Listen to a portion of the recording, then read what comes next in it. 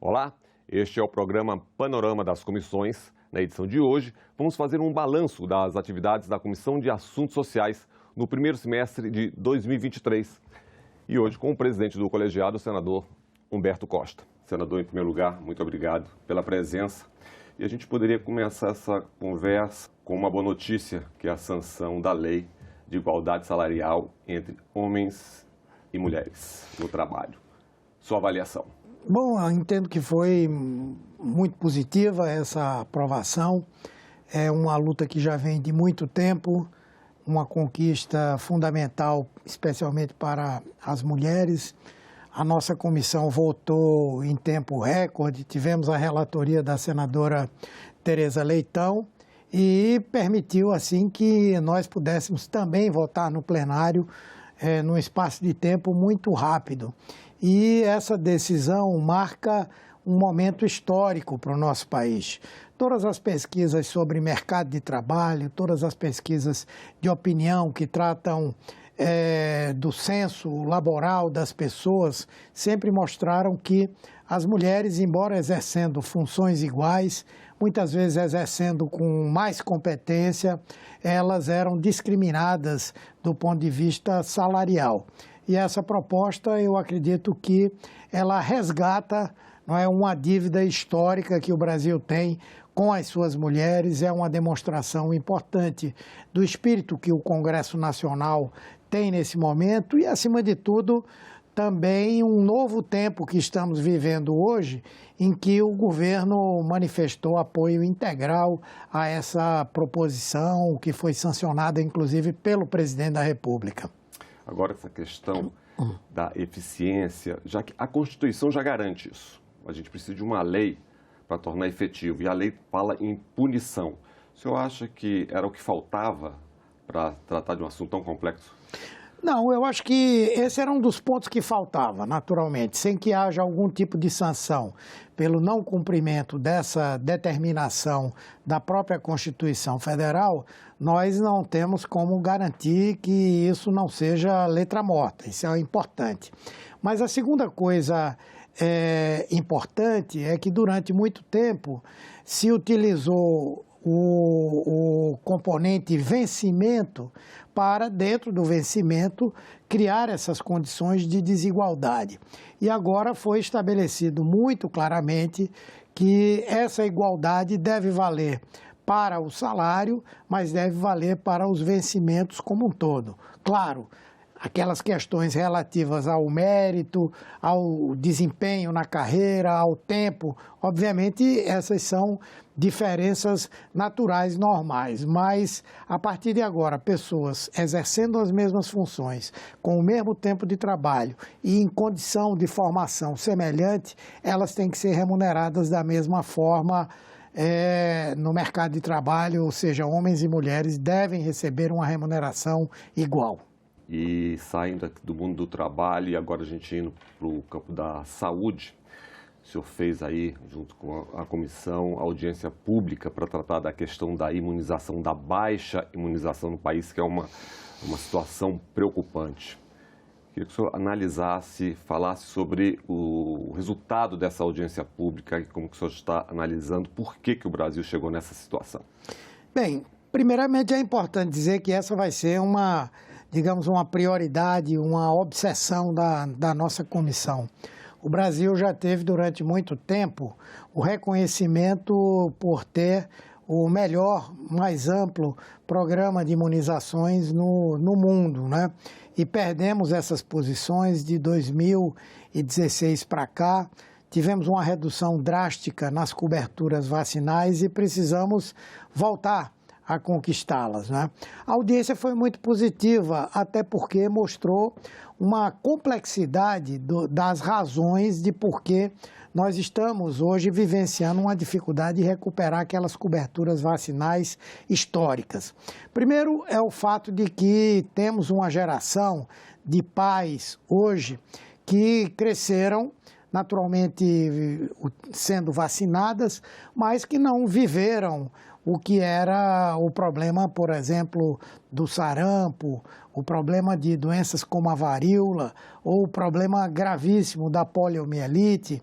Então, isso produz um certo sentimento de segurança e de uma desnecessidade de vacinação dos seus filhos. Esse é um dos fatores. É preciso mostrar às pessoas que, se hoje nós não temos essas doenças, é fundamentalmente por conta da vacinação. Um outro aspecto importante que precisa ser mostrado é que o Programa Nacional de Imunizações, que existe há 50 anos, ao longo do seu desenvolvimento, conseguiu melhorar a expectativa de vida para os brasileiros para até 70 anos de idade. Isso tem muito a ver com a vacinação. Então, é uma conquista que precisa ser informada à população.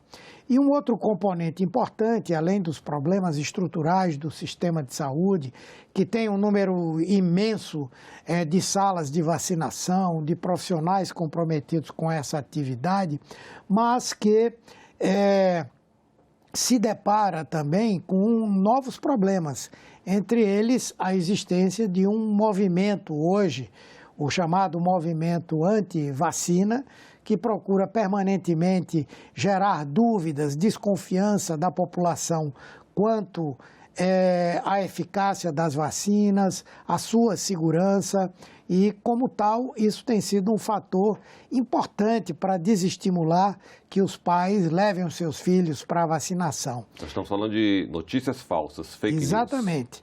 E uma das razões dessa audiência foi a de instruir, de nos dar subsídios para preparar um relatório sobre um conjunto de projetos de leis que estão tramitando no Congresso Nacional e que tratam principalmente da possibilidade de sanções, de punições a profissionais de saúde que divulguem notícias falsas, que transmitam aos pacientes posições de desconfiança em relação à vacina, que não se vacinem e também queiram convencer pessoas a não se vacinarem. E como se trata de um tema profundamente complexo, certamente nós teremos outras audiências para que, enfim, possamos ter esse relatório para ser votado. O que o senhor poderia falar sobre os colegas de profissão? Como é que eles podem, estão ali na linha de frente, que têm a credibilidade da população, como é que eles devem agir, como eles não devem agir? Bem, durante muito tempo, todos os profissionais de saúde foram grandes aliados no enfrentamento às doenças infecto-contagiosas, principalmente estimulando, defendendo, trabalhando pela vacinação, dando exemplo ao vacinar os seus próprios filhos, e desenvolver a sua atividade profissional, sempre tendo isso como uma grande referência. No entanto, ao longo dos anos, especialmente nos últimos anos, onde nós tivemos aí um momento difícil no nosso país, onde, por razões de ordem política, nós tivemos a própria categoria médica, outros setores da área da saúde, contaminados pelo clima de ódio, pelo clima de teorias da conspiração.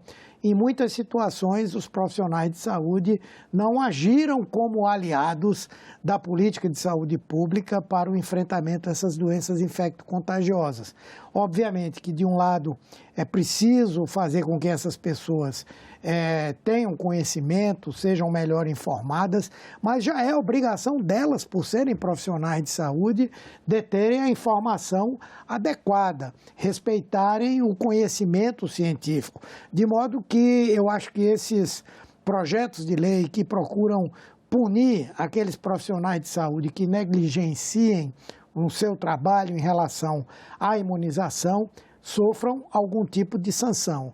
Então, eu acho que é preciso combinar um trabalho para tirar as pessoas dessa visão política, em relação à questão da vacina e, ao mesmo tempo, aqueles que não possam ser convencidos pelos argumentos, que possam estar sujeitos à sanção por atividades criminosas que muitas vezes são. Ainda na questão das audiências públicas, eu queria citar duas que estão relacionadas à escola e violência e escola e atendimento a alunos com deficiência. foram audiências conjuntas, né, com a Comissão de Direitos Humanos, com a Comissão de Educação e Cultura, na medida em que hoje nós temos no mundo e no nosso país situações que exigem do legislador uma atenção especial. O problema da violência é esse fenômeno que se agravou, que existia, mas que se agravou fortemente nos últimos anos e que tem ensejado situações que nós só conhecíamos pela televisão, de fatos acontecidos em outros países. E hoje no Brasil está se tornando relativamente comum que pessoas que tenham acesso a armas invadam escolas, dotadas aí de algum tipo de ressentimento que é estimulado por notícias falsas, por teorias da conspiração, e que invadam escolas e pratiquem violências, muitas vezes armadas contra professores, contra alunos, gerando verdadeiras tragédias, não é, envolvendo famílias no nosso país. Então, discutir como a gente enfrentar esse problema, desde o ponto de vista dos cuidados que devem ser tomados na escola, mas passando também pelo processo de atenção aos alunos, aos professores, criando também legislação para impedir que esse tipo de coisa aconteça. Então, essa é uma prioridade que nós vamos continuar enfrentando e trabalhando na comissão. Com relação... atendimento relação escolas e crianças com deficiência também, que é uma questão muito complexa. Esse é um problema muito complexo, até porque existem visões diferentes e que precisam ser enfrentadas sob o ponto de vista, naturalmente, da escola, mas do ponto de vista da política de saúde, não é? Pessoas com deficiência são pessoas diferentes, têm diversidade, representam uma diversidade do que existe na escola, na sociedade. Então, há um debate se nós devemos reeditar a política de escolas especiais para pessoas que têm deficiência, ou se nós devemos continuar trabalhando na linha, e eu defendo, de estabelecer a integração, não é? Pessoas que têm deficiências, pessoas autistas, pessoas que têm síndrome de Down, já há claramente toda uma maneira de incorporá-la na escola comum. Isso é bom para a criança que possui a deficiência e é bom para os demais que vão aprender a conviver com a diferença, não é? Então, esses debates foram muito acalorados porque nós sabemos que há uma parcela expressiva também, inclusive de parlamentares, que acham que a maneira certa de educar as pessoas que têm deficiência é promovendo uma segregação, é criando escolas especiais, sem que isso se produza essa integração pela convivência na escola comum. E foi aprovada recentemente uma subcomissão para atendimento tratar de doenças raras. É isso mesmo? Sim, na verdade essa comissão foi reinstalada, né? Teve a sua existência prorrogada. Hoje esse é um problema grave no nosso país, aliás, um problema grave no mundo, inclusive porque com o aprimoramento das técnicas de diagnóstico, com os estudos sobre determinadas doenças, nós passamos a diagnosticar muito mais, não é? E, como tal, também há investimento muito forte da indústria farmacêutica, da ciência de um modo geral, no sentido de encontrar respostas, não é, para o tratamento dessas pessoas, não é? E, naturalmente, que no Brasil há um número significativo, expressivo de pessoas que têm doenças raras, não é? E nós temos um sistema público que ele é universal, que ele é gratuito e que ele apresenta uma assistência integral à população. Então, abre também um dilema, uma discussão. O tratamento das doenças raras é um tratamento extremamente caro. Como lidar, não é, com o aspecto da equidade, quando nós temos também muitos pacientes com doenças que demandam atenção, que demandam tratamentos que não são tão baratos, principalmente se nós levarmos em consideração o tempo em que elas cronificam, em que elas evoluem.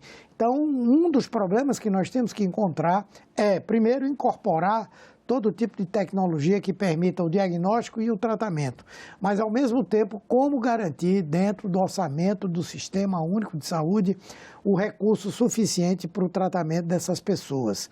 Como disciplinar a incorporação dentro do SUS. Existem medicamentos cuja única dose custa 70 milhões de reais. Como é que nós vamos conciliar isso com um orçamento que tem as suas limitações? Então, esse debate precisa fluir, avançar e nós encontrarmos respostas para tudo isso.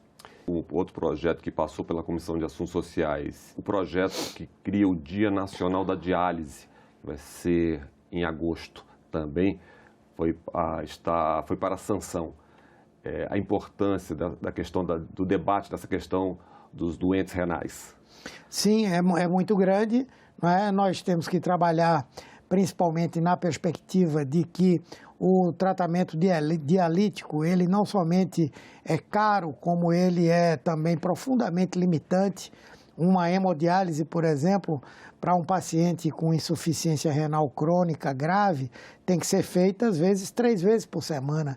O paciente precisa se deslocar centenas de quilômetros para chegar a um local onde é oferecida a hemodiálise, por exemplo. Mesmo os tratamentos da diálise peritoneal, eles têm o seu grau de complexidade, são caros também.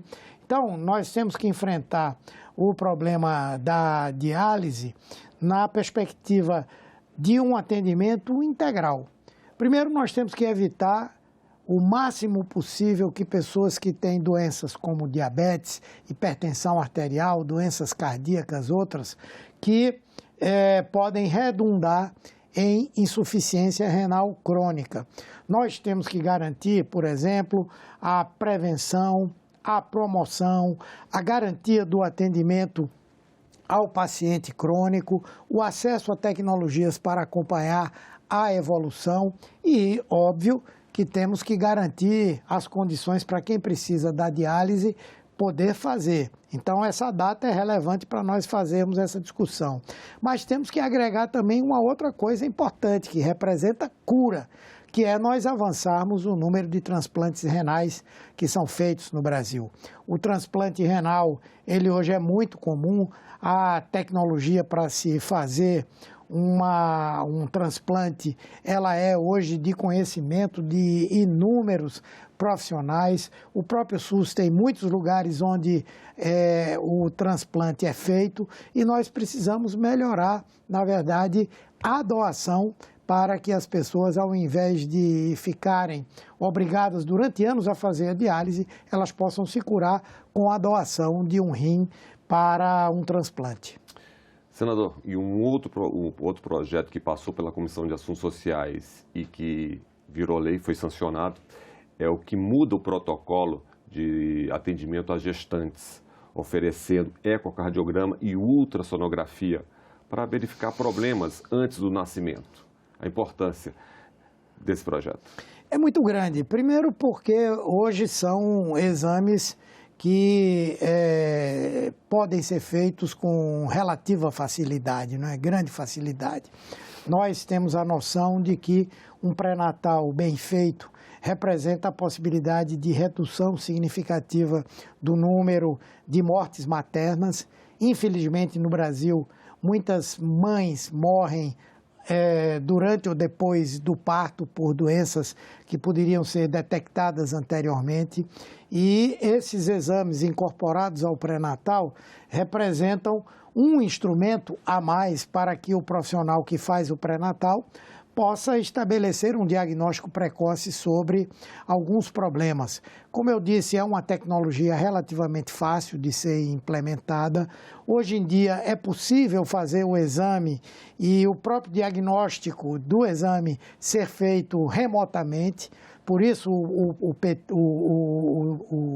SUS precisa aprofundar a digitalização do sistema, para que, por exemplo, uma enfermeira que realizou uma ecografia, ela possa encaminhar para um profissional na capital, num outro lugar, que ele possa dar o diagnóstico ao receber aquela imagem. Obviamente, uma pessoa que o faça seja uma pessoa treinada para fazê-lo. Ou o próprio médico da atenção básica pode fazer e emitir um parecer ou recorrer a um outro que possa, no caso de uma dúvida, também dar uma opinião. Eu acho que foi um projeto muito importante que virou lei. Como é que é a atuação da comissão em relação a sair de Brasília e ir para o Estado para ver um problema localizado? Quais são essas diligências? O que está acontecendo neste momento? Bem, nós já tivemos uma diligência importante, que foi uma diligência à empresa brasileira de hemoderivados, né, lá no estado de Pernambuco, à luz da discussão de uma proposta de emenda constitucional, proposta de emenda número 10, né, que pretende alterar a Constituição para permitir que o plasma, que é um componente do sangue total importante, possa vir a ser comercializado, exportado, inclusive para que possa em outros países ser transformado em medicamentos, né, que são oriundos do fracionamento desse plasma. E, ao mesmo tempo, também uma proposta de que o Brasil, que hoje é um exemplo de país que tem a doação do sangue humanitária, ou seja, não remunerada, gratuitamente, por solidariedade, possa adotar uma estratégia de remuneração da doação do plasma. Se isso acontecer, nós teremos três consequências importantes.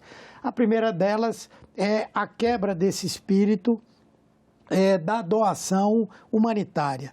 Se alguém vai receber para doar o plasma, por que é que eu, que a vida inteira doei sangue para as pessoas, o sangue total, que é o mais importante porque é o que vai atender nas queimaduras, vai atender nas cirurgias, vai atender nas hemorragias, enfim, vou deixar de receber uma remuneração pela plasmaferese, que é exatamente a retirada do plasma sem a necessidade de retirar o sangue total, não é? Então, a primeira coisa é que isso vai desestimular a doação de sangue total, e isso pode resultar em problema, porque os nossos bancos de sangue eles já têm um processo instável de suficiência para o atendimento da rede. Segundo, nós temos uma companhia que é um orgulho para o Brasil, que é a Hemobras, e que depende do plasma para a produção dos hemoderivados, ou seja, dos medicamentos que são utilizados hoje no Sistema Único de Saúde. No momento, a Hemobras tem um contrato com uma empresa estrangeira em que o plasma é mandado para a Suíça, lá ele é fracionado e volta para o Brasil na forma desses medicamentos, albumina, imunoglobulina e outros mais. Se nós passarmos a comercializar o plasma, com certeza não haverá plasma suficiente para a Hemobras, no primeiro momento, continuar com esse contrato para o fracionamento, mas num segundo momento, que deve acontecer nos próximos 2 anos, ela própria fazer todo o fracionamento do plasma e com isso nós temos a autossuficiência do Brasil. Então nós levamos os parlamentares para que eles tivessem conhecimento do que é a Hemobras e do dano que essa proposta de emenda constitucional pode causar ao Sistema Único de Saúde se essa estratégia for adotada. Senador, a gente está quase chegando aí no final do nosso programa. Queria falar sobre trabalho escravo. Me parece que isso é uma proposta para o segundo semestre. Sim, é isso mesmo? Sim. Lamentavelmente, apesar de nós estarmos em pleno século XXI, no Brasil nós regredimos nos últimos anos, né? Aumentando o número de situações em que trabalho análogo ao trabalho escravo existe. E são muitos casos que têm sido denunciados, né? Nós precisamos reforçar o processo de fiscalização por intermédio do Ministério Público do Trabalho, do próprio Ministério do Trabalho. Temos que sancionar aqueles que praticam esse tipo de atividade e sancionar fortemente. Recentemente, nós tivemos a aprovação em uma das comissões aqui do Senado de uma proposta que vai passar pela CAS também, para permitir a desapropriação de terras onde as pessoas estejam trabalhando em condições análogas à escravidão. Então, nesse segundo semestre, nós vamos fazer diligências aos estados, denunciar essas situações e aprofundar o debate sobre medidas legais para coibir definitivamente a prática do trabalho análogo à escravidão. Senador, chegamos ao final. Muito obrigado. Alguma palavra final, alguma observação que o senhor gostaria de fazer? Não, eu que agradeço e quero dizer que, com toda certeza, nesse segundo semestre, o trabalho da Comissão de Assuntos Sociais vai se intensificar e nós vamos tratar de temas que interessam a toda a sociedade brasileira. Muito obrigado. Muito obrigado, senador. Este foi o panorama do primeiro semestre de 2023 da Comissão de Assuntos Sociais. Esta entrevista já está disponível na nossa página na internet, senado.leg.br/TV e no nosso canal no YouTube. Obrigado pela companhia e até a próxima.